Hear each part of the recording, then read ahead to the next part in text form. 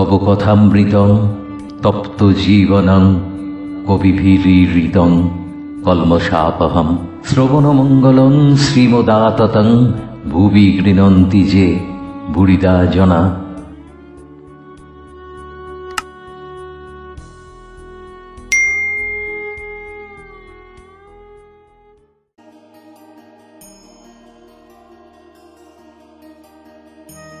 দ্বিতীয় দর্শন সকালবেলা ৮টার সময়।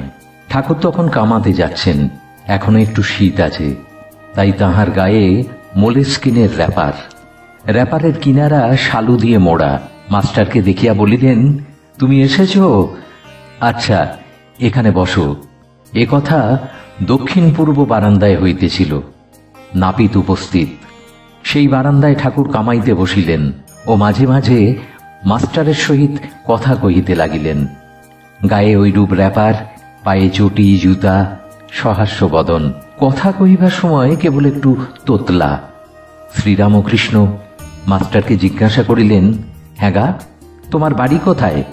মাস্টার বলিলেন, আজ্ঞা, কলিকাতায়। শ্রীরামকৃষ্ণ আবার জিজ্ঞাসা করিলেন, এখানে কোথায় এসেছ? মাস্টার বলিলেন, এখানে বরাহনগরে বড়দিদির বাড়ি আসিয়াছি, ঈশান কবিরাজের বাড়ি। শ্রীরামকৃষ্ণ বললেন, ও, ঈশানের বাড়ি। শ্রীরামকৃষ্ণ জিজ্ঞাসা করিলেন, হ্যাঁ গা, কেশব কেমন আছে? বড় অসুখ হয়েছিল। মাস্টার বলিলেন, আমিও শুনেছিলাম বটে, এখন বোধহয় ভালো আছেন। শ্রীরামকৃষ্ণ বলিলেন, আমি আবার কেশবের জন্য মার কাছে ডাব চিনি মেনেছিলুম। শেষ রাত্রে ঘুম ভেঙে যেত আর মার কাছে কাঁদতুম, বলতুম, মা, কেশবের অসুখ ভালো করে দাও। কেশব না থাকলে আমি কলকাতায় গেলে কার সঙ্গে কথা কব? তাই ডাব চিনি মেনেছিলুম। হ্যাঁ গা, কুক সাহেব নাকি একজন এসেছে, সে নাকি লেকচার দিচ্ছে।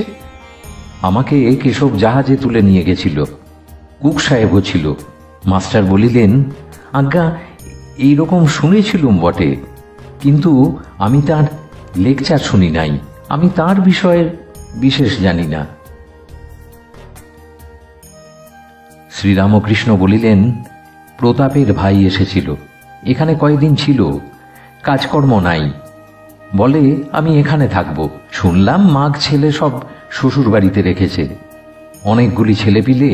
আমি বকলুম, দেখো দেখি, ছেলেপিলে হয়েছে, তাদের কি আবার ও পাড়ার লোক এসে খাওয়াবে দাওয়াবে, মানুষ করবে? লজ্জা করে না যে মাগ ছেলেদের আর একজন খাওয়াচ্ছে আর তাদের শ্বশুর বাড়ি ফেলে রেখেছে?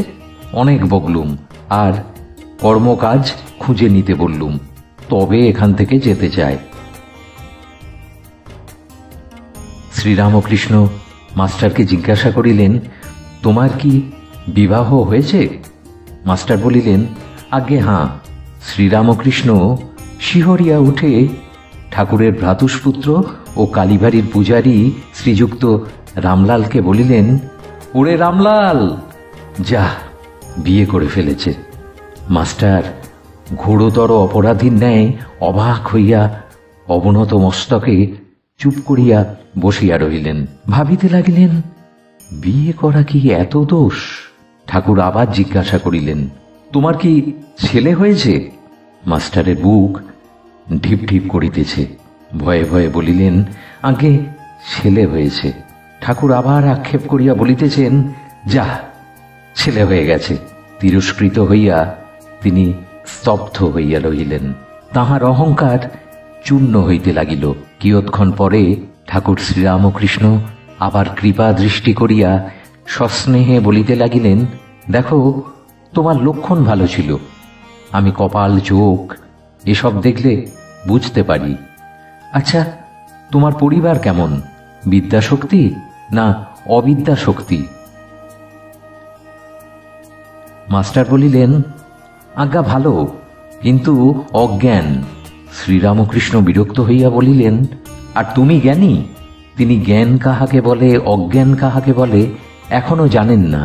এখনো পর্যন্ত জানিতেন যে লেখাপড়া শিখিলে ও বই পড়িতে পারিলে জ্ঞান হয়। এই ভ্রম পরে দূর হইয়াছিল। তখন শুনিলেন যে ঈশ্বরকে জানার নাম জ্ঞান। ঈশ্বরকে না জানার নামই অজ্ঞান। ঠাকুর বলিলেন, তুমি কি জ্ঞানী? মাস্টারের অহংকারে আবার বিশেষ আঘাত লাগিল। শ্রীরামকৃষ্ণ আবারও জিজ্ঞাসা করিলেন, আচ্ছা, তোমার সাকারে বিশ্বাস না নিরাকারে? মাস্টার অবাক হইয়া স্বগত বলিলেন, সাকারে বিশ্বাস থাকলে কি নিরাকারে বিশ্বাস হয়? ঈশ্বর নিরাকার, এ বিশ্বাস থাকিলে ঈশ্বর সাকার, এ বিশ্বাস কি হইতে পারে? বিরুদ্ধ অবস্থা দুটাই কি সত্য হইতে পারে?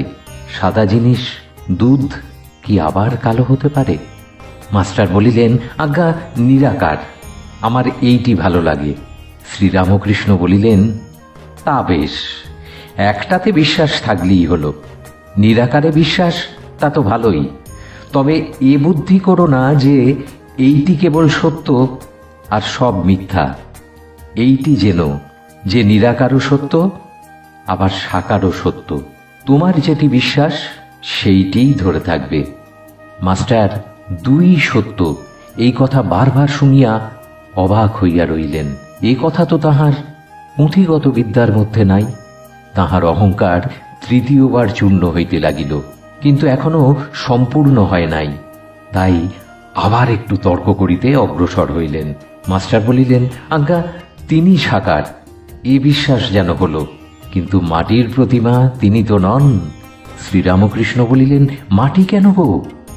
চিন্ময়ী প্রতিমা। মাস্টার চিন্ময়ী প্রতিমা বুঝিতে পারিলেন না। বলিলেন, আচ্ছা, যারা মাটির প্রতিমা পূজা করে তাদের তো বুঝিয়ে দেওয়া উচিত যে মাটির প্রতিমা ঈশ্বর নয়, আর প্রতিমার সম্মুখে ঈশ্বরকে উদ্দেশ্য করে পূজা করা উচিত। শ্রীরামকৃষ্ণ বিরক্ত হইয়া বলিলেন, তোমাদের কলকাতার লোকের ওই এক, কেবল লেকচার দেওয়া আর বুঝিয়ে দেওয়া। আপনাকে কে বোঝায় তার ঠিক নাই, তুমি বুঝাবার কে? যা জগৎ তিনি বুঝাবেন। যিনি এই জগৎ করেছেন, চন্দ্র সূর্য মানুষ জীবজন্তু করেছেন, জীবজন্তুদের খাবার উপায় পালন করবার জন্য মা বাপ করেছেন, মা বাপের স্নেহ করেছেন, তিনিই বুঝাবেন। তিনি এত উপায় করেছেন আর এ উপায় করবেন না? যদি বুঝাবার দরকার হয় তিনিই বুঝাবেন। তিনি তো অন্তর্যামী। যদি ওই মাটির প্রতিমা পূজা করাতে কিছু ভুল হয়ে থাকে, তিনি কি জানেন না তাঁকেই ডাকা হচ্ছে? তিনি ওই পূজাতেই সন্তুষ্ট হন। তোমার ওর জন্য মাথা ব্যথা কেন? তুমি নিজের যাতে জ্ঞান হয়, ভক্তি হয়, তার চেষ্টা করো। এইবার তাহার অহংকার বোধ হয় একেবারে চূর্ণ হইল। তিনি ভাবিতে লাগিলেন, ইনি যা বলেছেন তা তো ঠিক, আমার বুঝাতে যাবার কি দরকার? আমি কি ঈশ্বরকে জেনেছি, না আমার তাঁর উপর ভক্তি হয়েছে? আপনি সুতের স্থান পায় না শঙ্করাকে ডাকে। জানি না শুনি না পরকে বুঝাতে যাওয়া বড়ই লজ্জার কথা ও হীন বুদ্ধির কাজ। এ কি অঙ্কশাস্ত্র না ইতিহাস না সাহিত্য যে পরকে বুঝাবো? এ যে ঈশ্বর তত্ত্ব। ইনি যা বলছেন মনে বেশ লাগছে। ঠাকুরের সহিত তাহার এই প্রথম ও শেষ তর্ক। শ্রীরামকৃষ্ণ বলিলেন, তুমি মাটির প্রতিমা পূজা বলছিলে। যদি মাটিরই হয়, সে পূজাতে প্রয়োজন আছে। নানা রকম পূজা ঈশ্বরই আয়োজন করেছেন। যার জগৎ তিনি এসব করেছেন অধিকারী ভেদে। যার যা পেটে সয়, মা সেইরূপ খাবার বন্দোবস্ত করেন। এক মার 5 ছেলে, বাড়িতে মাছ এসেছে। মা মাছের নানা রকম ব্যঞ্জন করেছেন, যার যা পেটে সয়। কারো জন্য মাছের পোলোয়া, কারো জন্য মাছের অম্বল, মাছের চচ্চড়ি, মাছ ভাজা, এই সব করেছেন। যেটি যার ভালো লাগে, যেটি যার পেটে সয়। বুঝলে? মাস্টার বলিলেন, আজ্ঞে হাঁ।